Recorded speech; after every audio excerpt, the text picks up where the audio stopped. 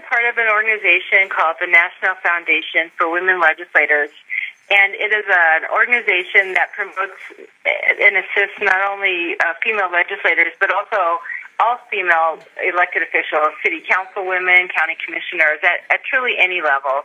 And I am the Montana State Chapter Director for that organization. I started that organization in Montana during the last legislative session, and so about 2 years ago. And one of the things that we've taken on is human trafficking. And we've taken on, this is a national organization, and we've decided to take it on, and we had a summit in June regarding human trafficking.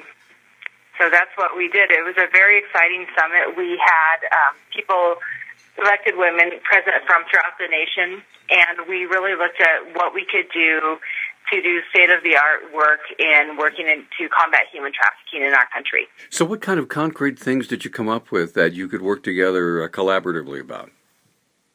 Well, we're trying to share best practices. So in state legislatures, every state has their own, and frequently you'll try different approaches to addressing the problem.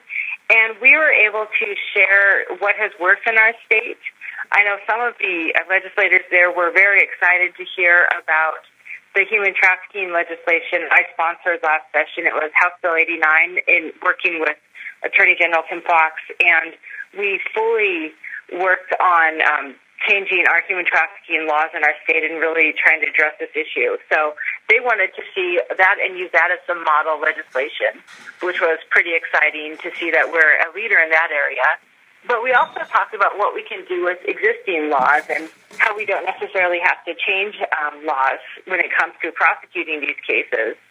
And we had a person there who is the senior counsel for Google for Human Rights, and she shared with us her work in this area. She had worked in getting Craigslist to take down their personal websites, the personal ads that were really being used for sex trafficking. And now, unfortunately, we've seen other websites pop up that do the same work. But we're talking about what we can do to really work and combat those, and how we can use our existing criminal laws to prosecute people for violations.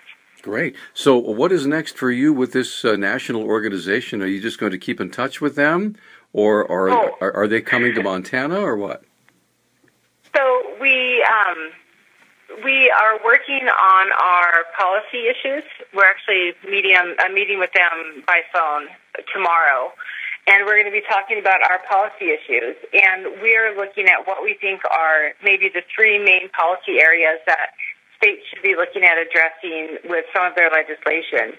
And some of those are violence against women. I mean, we've heard a lot about pay inequity and other issues, but we see a lot of incidents of intimate partner violence and homicide. I think Montana has the highest rate of that it's had since it's been recorded right now.